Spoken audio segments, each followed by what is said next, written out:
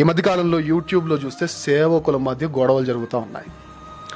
సంఘం ఎలా స్వీకరించాలో చెప్పబోతుండగా జాగ్రత్తగా వినండి. సేవకుల మధ్య గొడవ. ఏంటా గొడవ? నీది తప్పు అని ఒకరు, లేదు నీదే తప్పు అని ఇంకొకరు. ఈ వాదోపవాదాలు క్రైస్తవ సమాజానికి పెద్ద కొత్త ఏం కాదు. ఈ వాదోపవాదాలు, ఏది కరెక్ట్, ఏది సత్యము, ఏది అసత్యము, ఈ చర్చా వేదికలు క్రైస్తవ్యానికి కొత్త అయినవేవి కావు. బైబిల్ చరిత్రలోనే మనకు కనబడుతున్నాయి. అపోస్తలుల కార్యములు 15వ అధ్యాయం ఆ చరిత్ర టైప్ నుంచే మనకి ఏది సత్యము, ఏది అసత్యము అని అందరూ కూర్చొని ప్రేమగా, అండర్లైన్ దిస్, ప్రేమగా మాట్లాడుకునేవారు ఉన్నారు.